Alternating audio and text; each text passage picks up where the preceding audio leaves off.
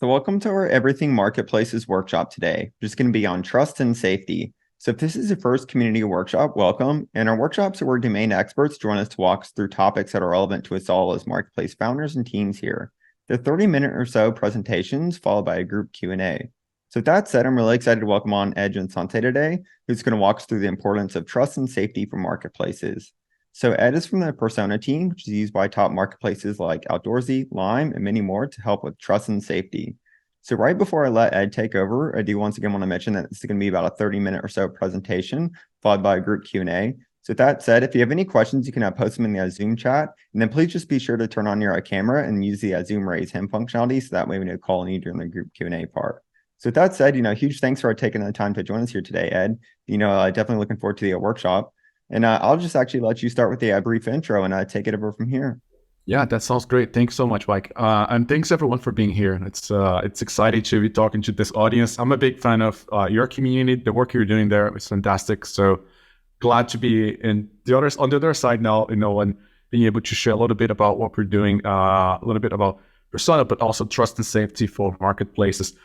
Just by a show of hands, maybe I want to kind of get a feel for who is actually building marketplaces here, who is at a stage where it's actually up and running. You can just get a feel for some of you, would be great. And in the meanwhile, and while people are joining, I want to quickly introduce myself. So as Mike said, I'm Ed Jansante, head of community here at Persona.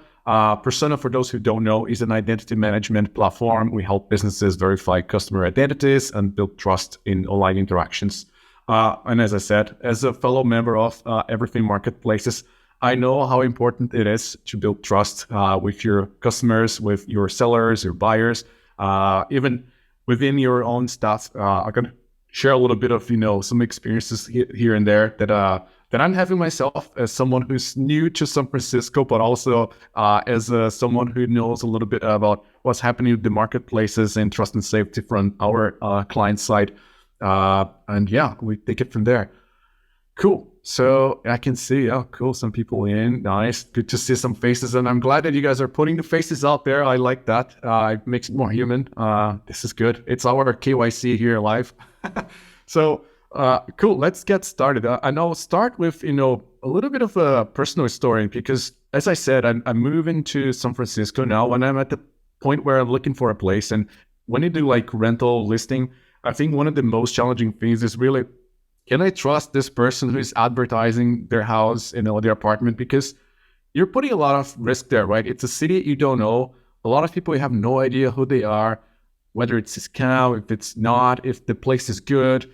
So it's not only like the know your room, know your roomie. It's almost like, should I even trust doing a transaction with this place?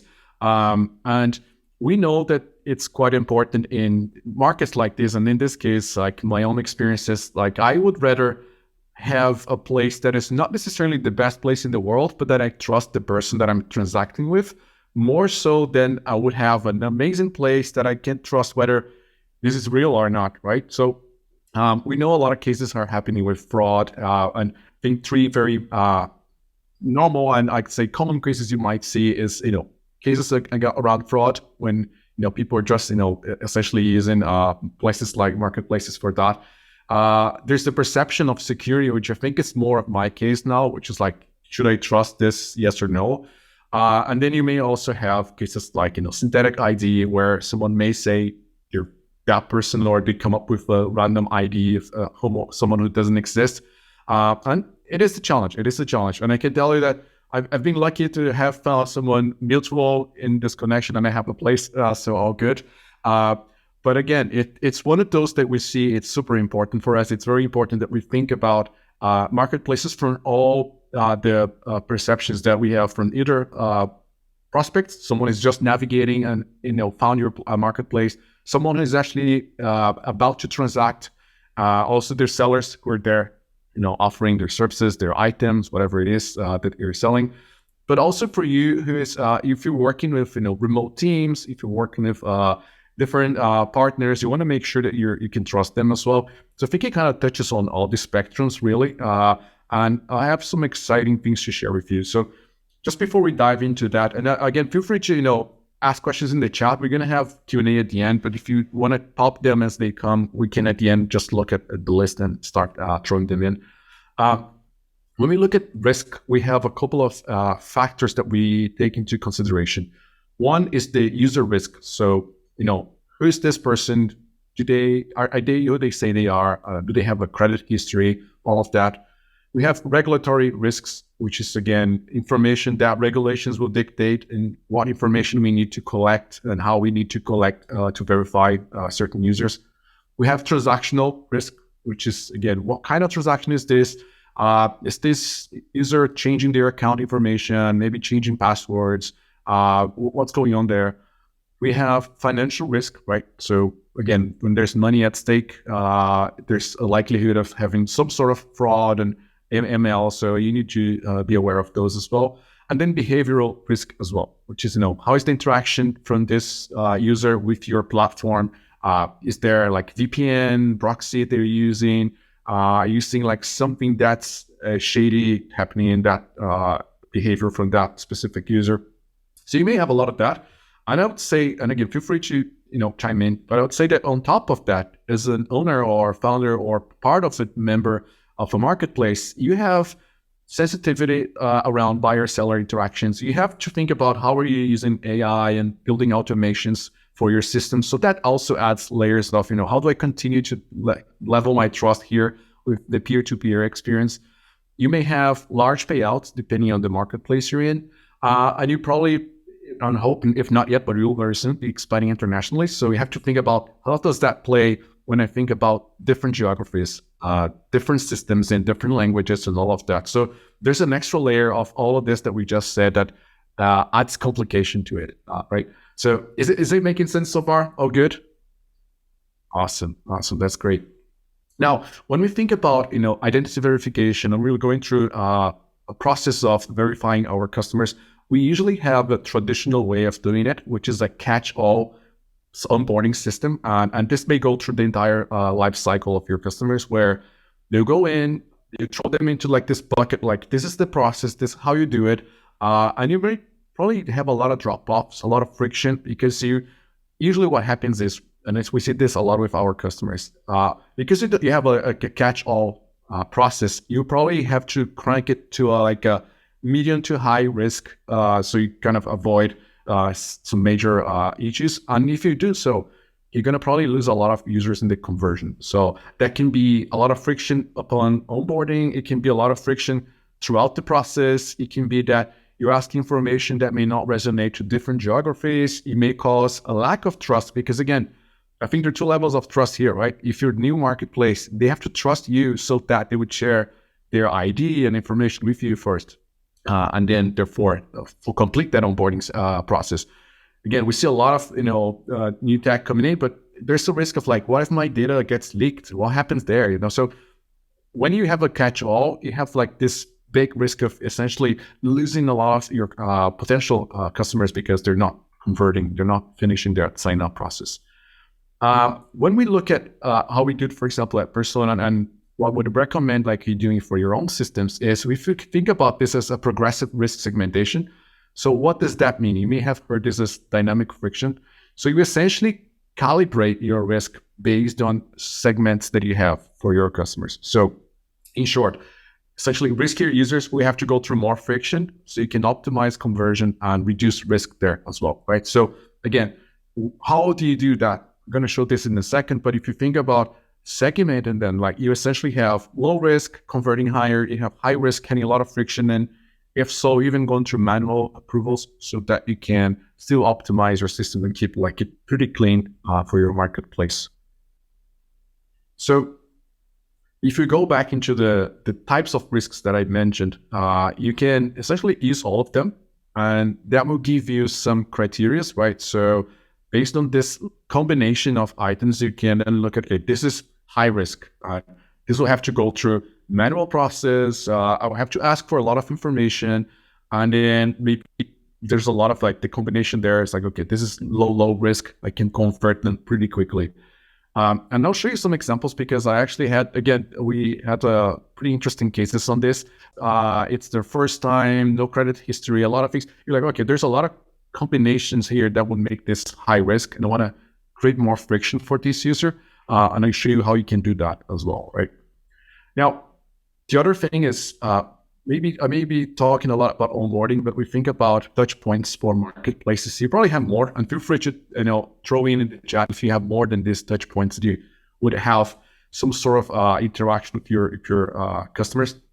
But I'd say you have like obviously your business, so a seller, someone who's jumping in. You have the onboarding process that we've been talking to. You may have people trying to withdraw funds, and then they have to or they have to sign up to do like, I don't know, some transactional. You may have someone trying to abuse promotions. Again, you may have like a coupon that they can apply, and then you want to verify them so they don't reuse that coupon multiple times, or they create multiple accounts to do so. I'll share some interesting cases with an auction site that we see a lot with people trying to scam the bidding system as well. So you have a lot of ways in how it can cause, these touch points to be risky or not, and you want to maybe think about all of them. So an approach I would take there is, so you identify the risk factors that you have, right? So you identify, okay, what's good, what am I comfortable with, what am I not? What's the segment for, like, how do I segment all of this? You can create as many as you feel like you need.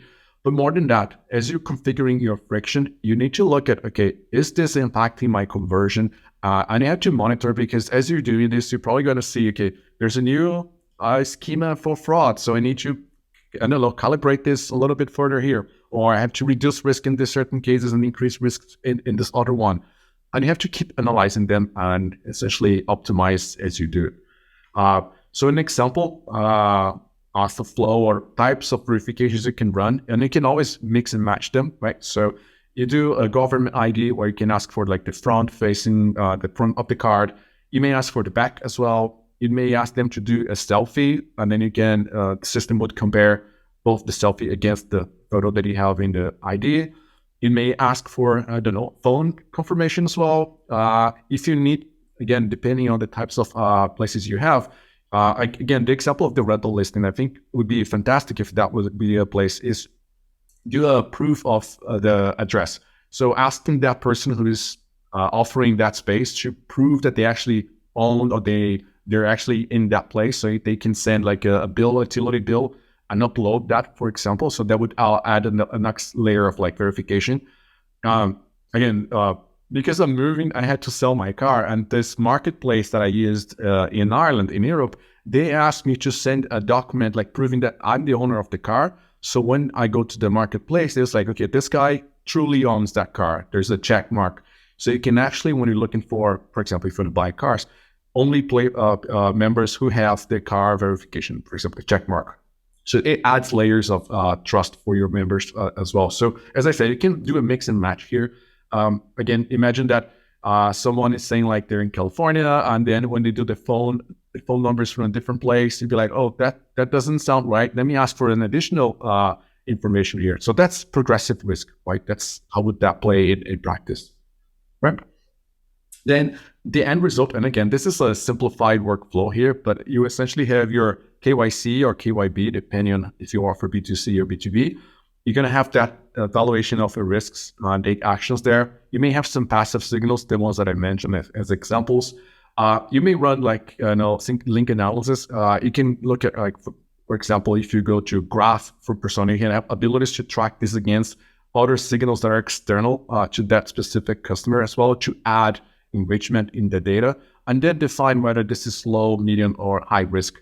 You may have even like auto decline for high risk, because you're like, I don't want to get that's too much hassle. I don't have a workforce to control all of this, plus thousands of people coming in, for example, so I just decline them. You may have like, okay, there's here potential risk, I want to do a manual review, but then low risk is like autocomplete, there's no further verification, it is what it is, we'll go for it. That's what we'll do. And I'll share an example. So I mentioned this auction website that we have as a customer.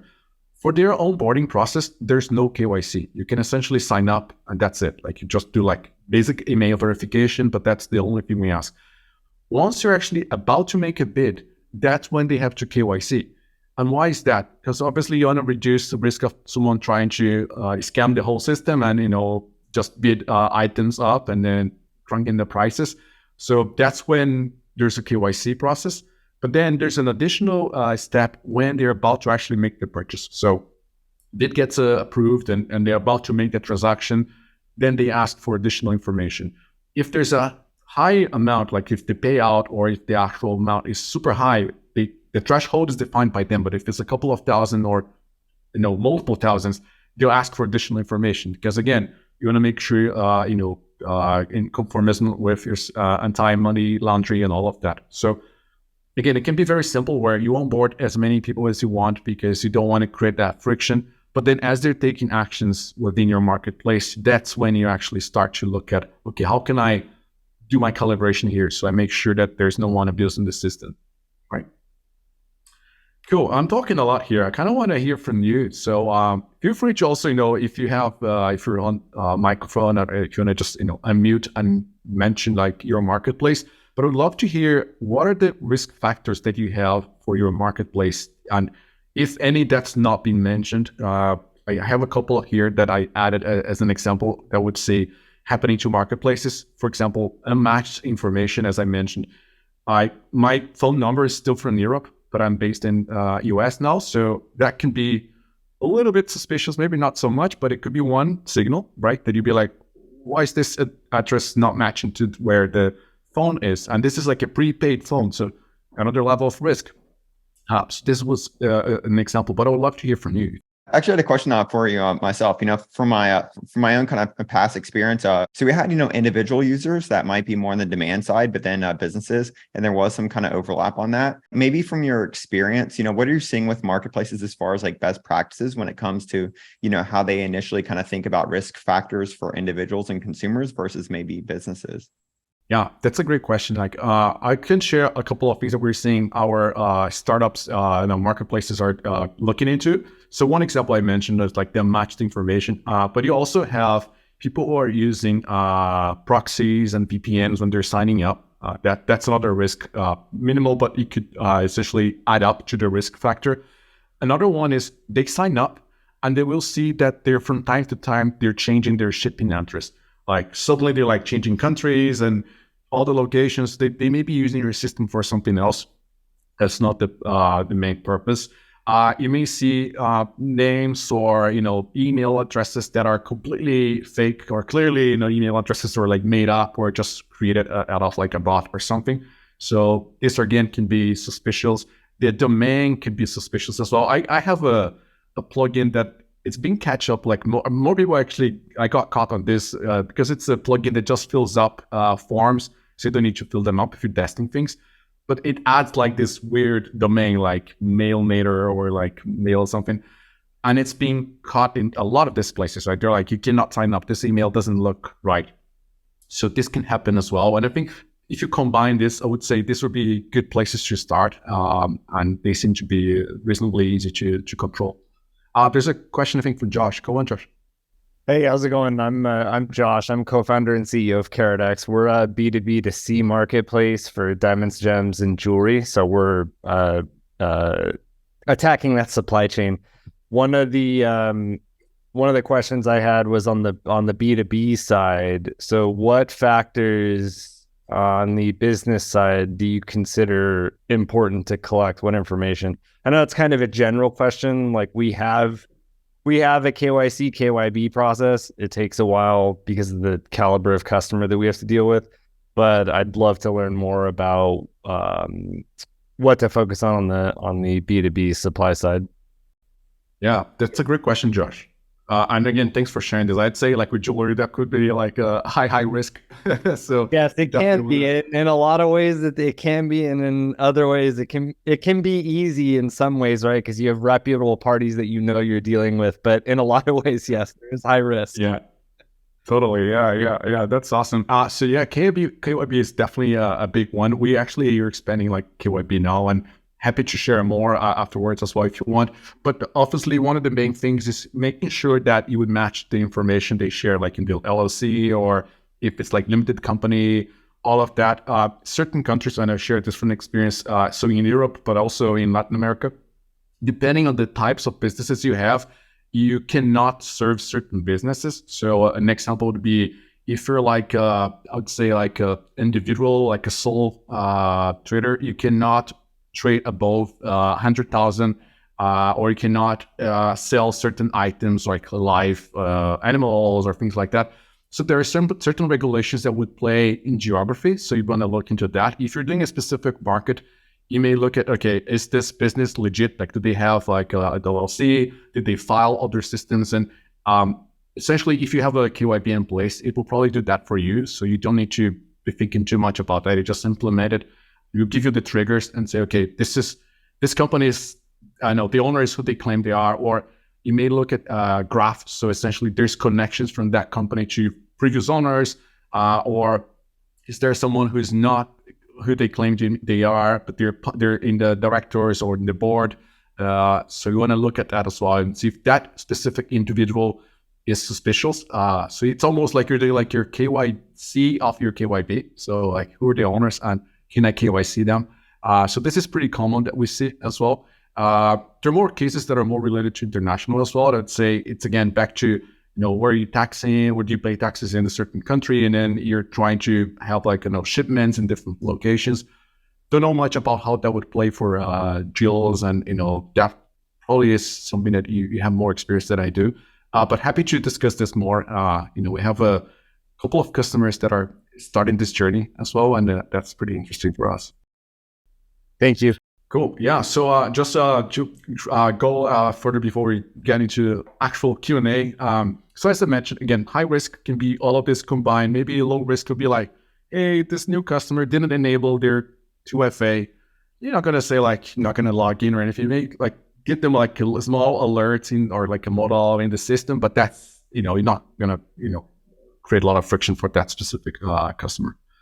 And as I mentioned, like look at like, friction and assurance levels. It's in a way, kind of, this is how we would see this happening is the more you ask for, assurance and add the friction level, you kind of combine, okay, I can essentially get more information and more certain of who this customer or who this business claim to be.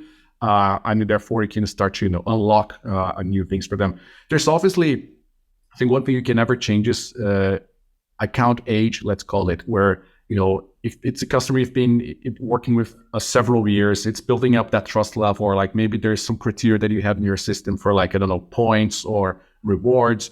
So that it's almost like a loyalty system where you're like, okay, the more they're getting in, like the more I can trust this member if they're like signing in, or that specific IP, if it's a company as well. So that can also work for you.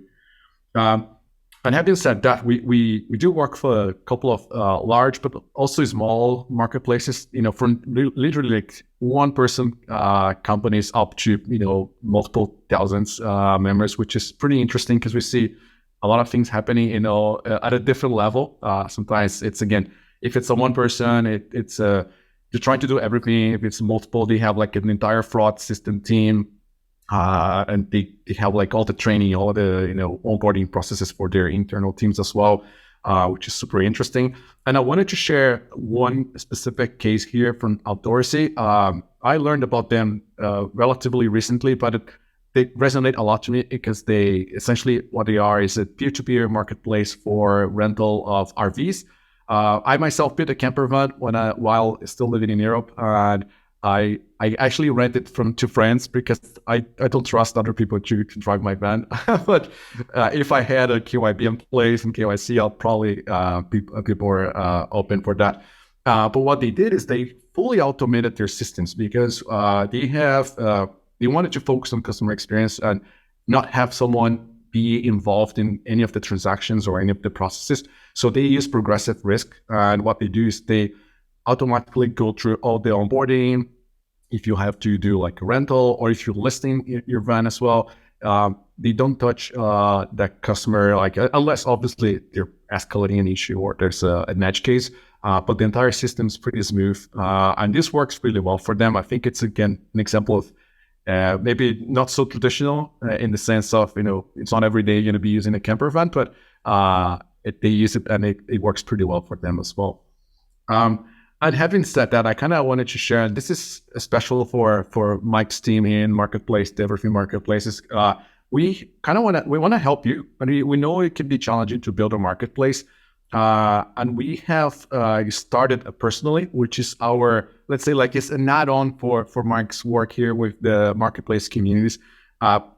If you want to set up your IDV, if you want to do KYC or KYB even, but mostly if you're doing KYC, we want to help you, implement this process. And you can set up for Persona to do like your KYC for GovID for free.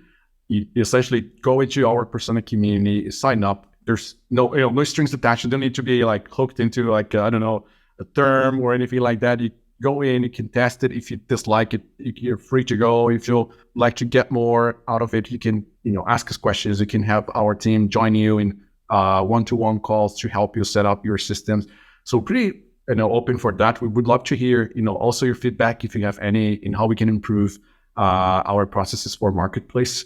So again, it's open for you. We want to make sure that if you're starting now, if you want to improve your systems for trust and safety, go in, you can use it. Again, there's a lot of salespersons, so I'm terrible doing the pitch, but if you want to join us, you're more than welcome.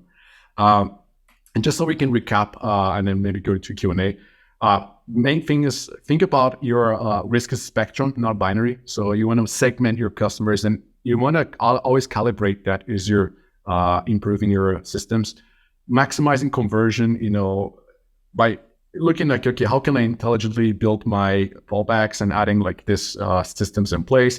And more than anything, IDV truly matters. I can attest this. I mean, Mike probably has seen this so many times. If you have that level of trust, that's like half the game is won, because if people are, trusting you to sign up, they want to make sure that they can have that smooth interaction. They will be like low risk, low fraud, low cases for them to be concerned. And maybe there's like a hidden takeaway here, which is like, we're here for you. So if there's any questions, feel free to ask. We're here to help. Awesome. This is really great. So thanks for walking us through it. So we're going to get into questions here in a little bit. So if you have any, if you have any questions, please, you can just be sure to raise your hand and we'll call on you. But hey, Ed, so I had a question for you myself, and that's if, are there any specific maybe misconceptions when it comes to earlier stage marketplaces that you're seeing, when marketplaces come to you guys and are looking to use Persona? Yeah, I think one probably very common is that they will think that they have to run KYC only if they're like a fintech or they have to be in the compliant market, and they're not thinking too much about the trust. Again, very simple example, and maybe I don't want to sound bad by saying this, but like Coffee Meets Bagel, which is like dating app.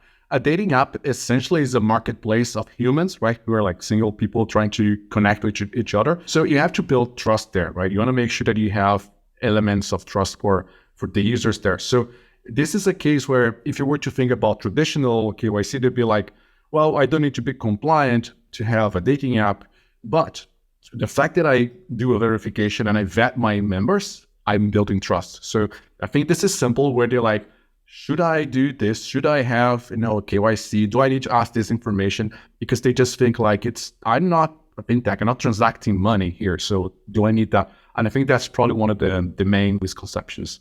So is there a specific, do you guys have like a checklist or something where it's like, hey, that, marketplace should think about doing, step 1, 2, 3 kind of before they actually, use you guys, or? Oh, that's a great question. So we try not to be the ones telling you what to do, in the sense of like, hey, here's how you become compliant or how you build trust. But we do have best practices. So when you actually sign up, you have like a template that you can apply straight away. So for example, for like, how do I do a GovID verification? There's a pre-made setting for you. And we have a lot of walkthroughs there based on the type of industry you're in. So even if you're within marketplaces, you may be, I think Josh mentioned, like you'd be like in the jewelry market. So that's a different goal for someone doing, I don't know, drop shipping. So we can look into that and have you like through the flows. But I think more than that, people like you who have the expertise by just doing it, will be great people to share and bounce ideas. And I think this is the joy of a community like this, where you can literally talk to each other and, okay, this is how I do it. Here's the best way to do it. And we're just there like as a tool for you. We're there just to help you get this implemented. Yeah, certainly. We might have to create a post with us, some resources on that for founders here. So I think like the one of the I guess we could say kind of points in time when we typically kind of realize it as early stage marketplaces is when we get chargebacks through Stripe, right? And so, then that kind of leads to using Stripe Radar. So how do you think about, or maybe what you're seeing with early stage marketplaces that are using Stripe to primarily kind of identify, where that risk lies? And maybe they're using like Stripe Radar, and then how kind of persona fits within that as far as like the kind of tool stack, and maybe even just like the the workflows when it comes to like identifying high risk kind of users there and transactions. Yeah, that's a good point. I think you all who are using payments, or you have transactions that involve payments, if you're using Radar, or I'm not familiar that much with Radar in the details, but I know that they do have a lot of good triggers for certain, as I said, like chargebacks and things like that. You can always add this and integrate this with persona. So for example, if you're running a workflow where someone's going through onboarding, they completed their first sign up, nothing suspicious just yet, but then there's a chargeback that could trigger a workflow within persona that adds a flag to that account, so that next time they want to, I don't know, make a purchase, or they will approach like a bidding, whatever is the marketplace you're in, you have that flag that can ask them for like additional information. So say before they complete that next transaction, they would get additional information asked so that you can verify them even further, or it goes through manual reviews. So it will flag you and you have to manually log in and check whether this is something that you want to approve, yes or no. So you can definitely use as a signal, I'd say, chargebacks or anything that you come from Radar. Not only that, but say even like HubSpot data, for example, you can integrate with Persona, and you can get data from your email balances or anything like that, any kind of like behavior they would have with how you interact with them. And that can trigger, certain aspects for you in the Persona platform, and therefore approve you or not. Yeah, very cool. Yeah, it's definitely something I wish I had in the past. And so we were doing a lot of that manual, so reviewing counts. Oh man, yeah. Cool. So let's see if we have any more questions. So yeah, I actually have a question for you all. I mean, and Mike, feel free to jump in, which is back to the the trust element. I mean, you've seen like so many builders trying to establish their marketplaces. Do you see any of them trying something different to build that element of trust that's beyond what we're talking about here? I'm using community to do a lot of it. So, a lot, like keeping those networks a lot smaller. So a few hundred versus trying to build them like every marketplace to super scale where I need to verify everybody. They're like more trusted connections because you know everybody. So there's that. But then, step that up when you're inside the marketplace and you're going to sell, then bring all this in. So like, mine is a mix of social and marketplace. So you have, I want to onboard you with the least amount of restrictions and then incrementally step you up. But ideally relying in the marketplaces, the marketplace, each one has moderators and admins, just like you would in like Reddit or anything else. So you have those running to do it, and then the trust inside that community.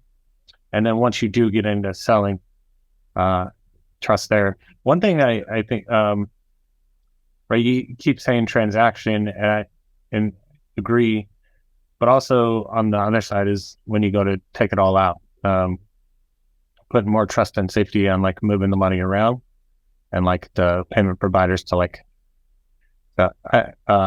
just like think about it. Like it's too easy. I was working like payment provider the other day, and they're like, he showed me like you just text yourself the money now. Like that's pretty cool. But yeah, trust and safety on like the whole flow from, and dealing with trust and safety both in the social setting, so like keeping the social side happy and healthy, keeping the marketplace happy and healthy, and then when you do go to take it all out or deal with chargebacks, deal with all the craziness, like handling all that, because it's nuts. Yeah, I love this point, man, you mentioned, because I mean, I'm big into communities. I'm a little bit biased because I've been doing that for a while. But you're right. I mean, we're talking a lot about systematic, let's call like risk factors, but community is such a big player. Where I mean, I think you all are building trust among each other just by the fact you're members of the same community, and that by itself is huge, right? It's maybe something that we don't see much. one of the things in the behavioral risks, though, which is kind of like to tie back to what I mentioned, is you'll see members who get a lot of reports. So let's say they're being reported by a lot of fellow community members. That will trigger something in their persona account. So when they're trying to make a transaction, they'll be like, oh, hold on, there's an account here for like 10 reports. Why is this person trying to do this certain thing? And that goes into like a manual review. So not only for the moderation purposes, but this person trying to transact in the platform, having had a bad behavior in the community. So it's super interesting to have that mix as well. Yeah, it's definitely it's a good topic as far as kind of community driven marketplaces. So awesome. We'll wrap things up here. And actually, that's a great question. I think we can post this in the community as a follow up to ask what founders and kind of teams are doing to help to help build trust and some maybe some different ways that we can all learn from it. But yeah, thanks for taking the time to join us here today and walking us through the workshop. This is definitely super helpful, and will make for a lot of great content for us to all kind of review in the community after. So. Yeah, thank you so much. Thanks for the opportunity. And thanks everyone who's been here. Appreciate your time. Yeah. And then last but not least, how can we learn more and kind of reach out to you? With persona.com/community. And you can always find me as well on LinkedIn if you need to. I'm there, same name at Jensente. You'll find me. So yeah, I'm in the community. I'm in the everything marketplace as well. If you tag me, you'll find me there. Awesome. I really appreciate it. So, well, thanks again. And thanks everyone for joining in today.